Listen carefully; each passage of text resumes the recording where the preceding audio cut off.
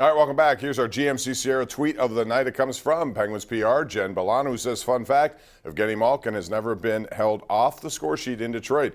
1.5 points per game average against the Red Wings is the best among all active players, sixth best in NHL history, and he factored in on a couple of those tonight, again in a losing effort, and that's disturbing because you'd want the Penguins to take advantage of Detroit when you have a 3-point lead. He could have made it a 5-point lead over the Florida Panthers. Now 3 points, I mean, that invites them still to hang around, and that's what you want to try to avoid.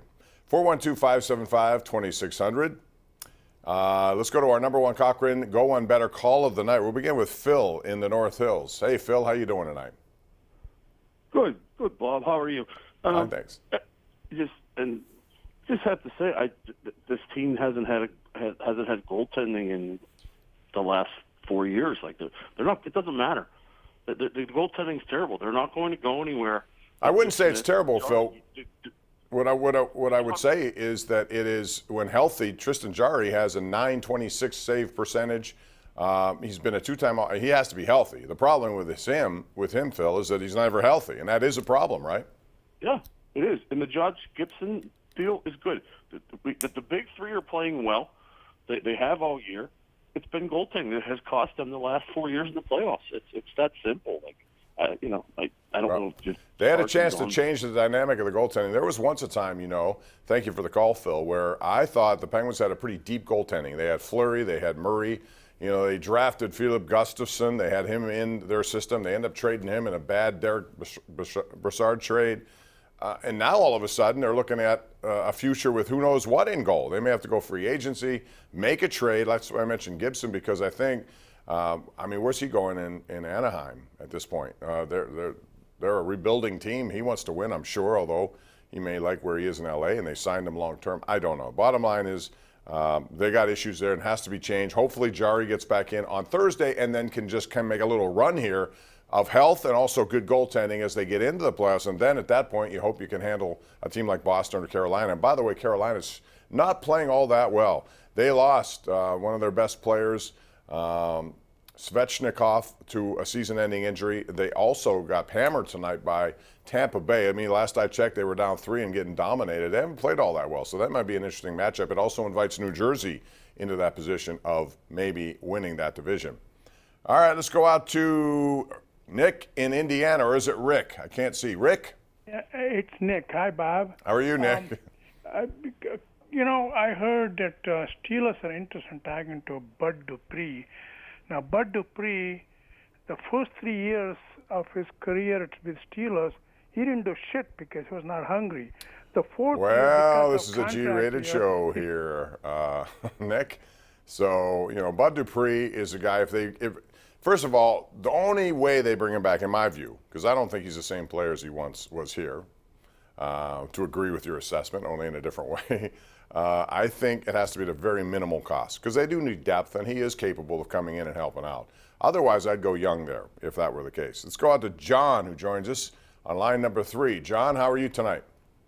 Hey, Bob. Thanks for taking my call. Sure. So I wanted to talk a little bit Final Four here. First of all, what an amazing tournament it's been to end up with a 4 seed, 2 5 seeds, and a 9 seed in the Final Four. It's the first time in 53 years where 3 of the 4 Final Four teams are in it for the first time. So it's just been an incredible tournament. But my question is, how do you view the matchups, the San Diego State Florida Atlantic matchup, as well as the Miami Florida UConn game, and how do you see those games, and who is your eventual champion? Well, I've liked UConn from the beginning. I like what Danny Hurley's done. They're a very good, solid, and not many flaws basketball team.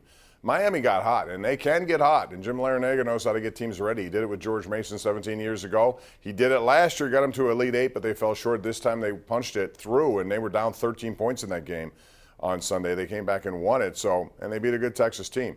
I expect that to be a really high-scoring affair. I would go over, if you're asking me over and under numbers, and I also think UConn will win. UConn will get to the finals against, I'm going to predict, a little bit of an upset, and FAU to beat San Diego State, which got lucky, to be honest. They shouldn't have won the game the way they did. That call was a bad call. I don't care what anyone says. It should never have been called, but it was, and so they got lucky. They won it, and we'll see what happens.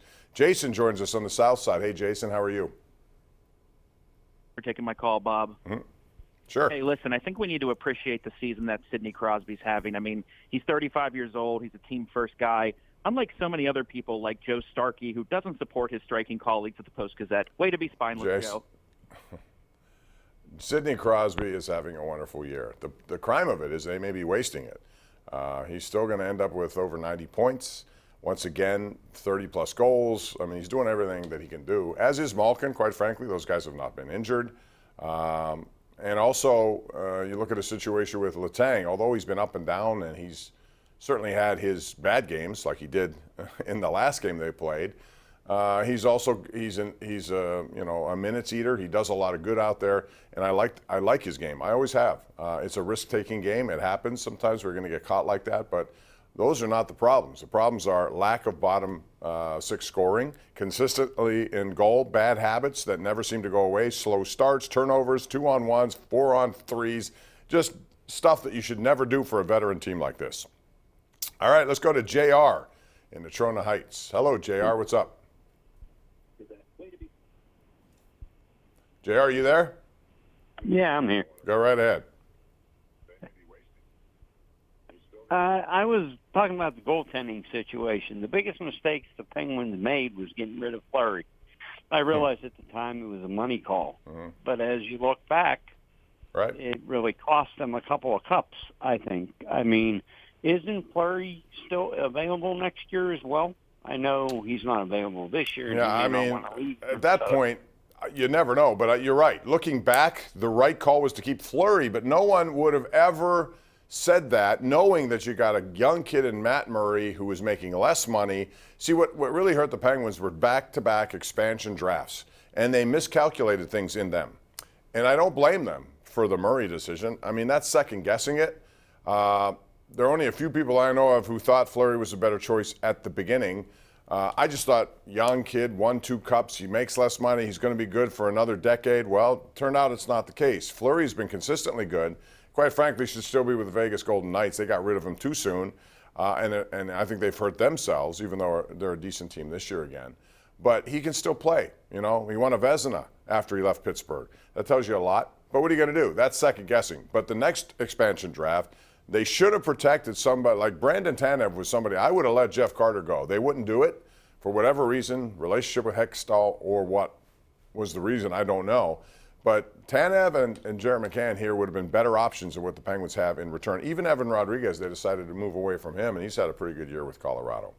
412-575-2600. Let's go out to Ed in Kennedy Township. Ed, you're up. What's up?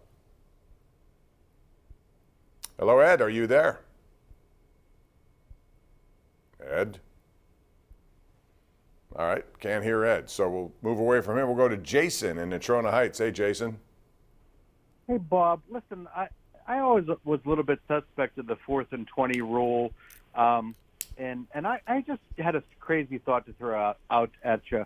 What would be the problem with letting each team say once per game you could declare a 5-down run? So you have to tell the referees in advance, hey, this is a 5-down series. Whether you wait till the end of the game or whether you're behind by 2 touchdowns, going into the half, hey, we're going to declare in advance this is our 5-down run. We're going to use it now. We're going to burn it, or we're going to save it till the end. See what happens. And if you want to save that till the end and that's your Hail Mary, go with it. Just a crazy thought I want to throw out here. I would think crazy is a good word, all due respect. I think the NFL, the one thing you've seen from them is the fact that, Jason, they don't budge on many things. It takes a long time to make changes in the NFL. This 4th and 20 seems to work in the USFL. It's worked. It's a little, sure, it's one of those kind of plays that you don't want to necessarily see on a regular basis, and you couldn't use it in the first 3 quarters. It would only be in the 4th quarter. Presumably, if you're trailing, obviously, you want to make that choice. It would be interesting if they said you could use it once at any time during the game and someone pulls it out in the first half, but the fact is it was tabled. It's not going to happen. So I find it interesting. The one thing they did agree upon was you can wear number 0. Like, who really cares about that? But apparently they did. They've gotten a lot of pushback on it, so that's what they did. All right, Big Al in Robinson joins us right now on the Bordas and Bordas hotline. Big Al, go ahead. Hey, Big, I haven't seen your sheets lately. Hey, Bob. I've been there. Where you been? Come on, Big Al. Listen, hey Bob, I'm gonna tell you what irks me about you. Really quick. In fact, I'm getting money up. We're gonna build a statue for you because you're a legend. But getting back to basketball, I refereed high school, college, and I traveled with the Steelers in the '70s.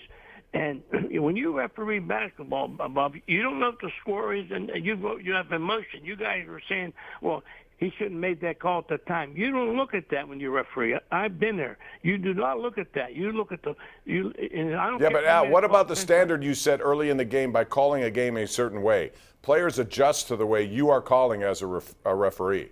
So That's not true. that is true. That is very true. There were You no never refereed, bonus. Bob. There were no bonus situations in that game. They let physical play happen. They let hand checking happen quite a bit in that game if you look back at it. And on this occasion, they did not, and they should have. That call need not to be made. And I guarantee you, if it wasn't called, nobody would be saying, "Oh my God, that's a foul." They should have called. Nobody.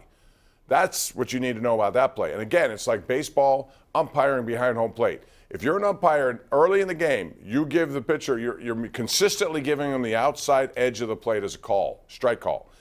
Okay, they know that. Batters adjust, pitchers adjust. You know what to expect. But all of a sudden, if you start not calling that and you're calling something inside, you're confusing not only the pitcher, but the batter as well. We'll take a break, come back with more right here on Pittsburgh CW.